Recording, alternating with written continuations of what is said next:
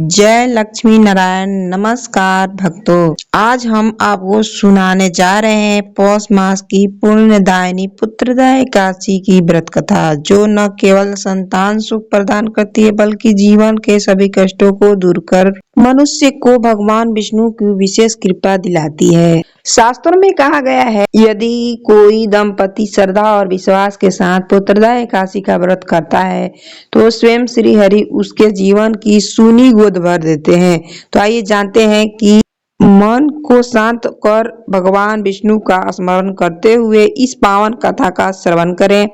पौष मास के शुक्ल पक्ष की एकादशी को पुत्रदा एकादशी कहा जाता है। पुत्रदा का अर्थ पुत्र देने वाला, संतान सुख प्रदान करने वाला यह एकादशी है।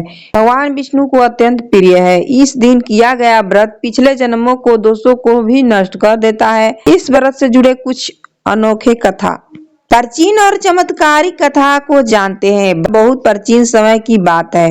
भद्रावती नाम की एक समृद्ध नगरी थी। यह नगरी चारों ओर से हरियाली, नदियां और मंदिरों से सुशोभित थी। इस नगर पर शासन करते थे राजा सुकर्मा। राजा सुकर्मा धर्मात्मा थे, सत्यवादी थे, प्रजा को पुत्र समान मानते थे। उनकी रानी भी अत्यंत सुंदर, सुशील और पतिव्रता थी। राजा और रानी के पास धन, वैभव, सम्मान सब कुछ था, लेकिन फिर भी उनके जीवन में एक गहरा खालीपन था। उनके कोई संतान नहीं थी। संतान न होने का गहरा दुख समय बीतता गया। राजा और रानी ने अनेक उपाय किए, यज्ञ हवन करवाए, ब्राह्मण को दान दिया, तीर्थ यात्रा भी की, व्रत उपवास भी किए, लेकिन संतान सुख अब भी उनसे दूर था। रानी प्रातः महल के मंदिर में बैठकर आंखों में आंसू लिए भगवान से प्रार्थना करती थी। राजा बाहर से भले ही धैर्यवान दिखाई देते थे, लेकिन भीतर ही भीतर वे ही टूट चुके थे। वन यात्रा और ऋषि से भेंट। एक दिन राजा सुकर्मा मन को शांत करने के लिए वन की ओर निकल पड़े। घूमते घूमते वे एक शांत और पवित्र आश्रम में पहुंचे। वहां एक महान तपस्वी महर्षि लोमस तपस्या में लीन थे। राजा ने तुरंत घोड़े से उतरकर ऋषि को साष्टांग प्रणाम किया। राजा ने हाथ जोड़कर कहा, हे महर्षि, मैंने सदा धर्म का पालन किया, फिर भी मेरे जीवन में संतान सुख क्यों नहीं? कृपया मेरे दुख का कारण बताइए। ऋषि लोमस कुछ क्षण ध्यान में लीन रहे और फिर बोले, राजन, यह तुम्हारे पूर्व जन्म के एक कर्म का फल है, किंतु घबराओ मत, भगवान विष्णु अत्यंत दयालु हैं। फिर ऋषि ने कहा, यदि तुम और रानी पौष मास का पुत्रदा एकादशी पूरे नियम, श्रद्धा और भक्ति से करोगे तो स्वयं श्री हरि तुम्हें संतान का वरदान देंगे।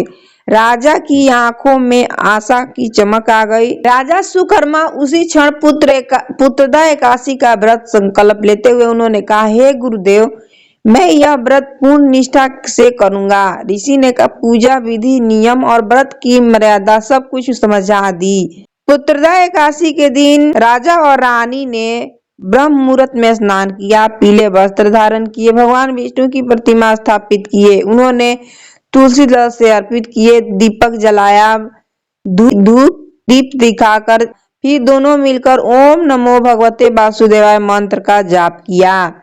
पूजा के दिन उपवास रखा, किसी को कटुक वचन नहीं बोले, ब्राह्मण और गरीबों को दान दिया। रात्रि को जागरण में राजा और रानी ने पूरी रात जागरण किया, भगवान विष्णु की कथा सुननी और भजन करना, नाम स्मरण करना चाहिए। उनका मन पूर्ण रूप से भगवान में लीन हो गया। भगवान विष्णु का प्रकरण द्वादशी के दिन पारण के समय आकाश में दिव्य प्रकाश फैला। भगवान श्री विष्णु चार भुजाओं में शंख, चक्र, गदा और पद्म धारण किए प्रकट हुए। राजा और रानी भाव विभोर होकर भूमि पर गिर पड़े। श्री हरि का वरदान मिल गया। भगवान विष्णु बोले, हे राजन, तुम्हारा व्रत सफल हुआ, शीघ्र ही तुम्हें एक धर्मात्मा, तेजस्वी और यशस्वी पुत्र का प्राप्ति होगा। इतना कहकर भगवान विष्णु अंतर्ध्यान हो गए। संतान की प्राप्ति। कुछ समय बाद रानी ने एक सुंदर पुत्र को जन्म दिया। पूरा राज्य खुशी से झूम उठा। राजा सुकर्मा वंश आगे बढ़ा, राज्य में सुख शांति स्थापित हुई। कथा का फल शास्त्रों में कहा गया है, जो व्यक्ति पौष पुत्रदा एकादशी का कथा श्रद्धा से सुनता है या पढ़ता है, उसे संतान सुख, कुल वृद्धि, विष्णु कृपा का प्राप्ति होती है। दोस्तों, यदि आप भी अपने जीवन में संतान सुख और पारिवारिक शांति चाहते हैं तो श्रद्धा से पौष पुत्रदा एकादशी का व्रत करें। अगर यह कथा आपको हृदय को स्पर्श करे तो वीडियो को लाइक करें, शेयर करें, चैनल को सब्सक्राइब करें, कमेंट में जय श्री हरि लक्ष्मी जय लक्ष्मी नारायण जरूर लिखें। धन्यवाद।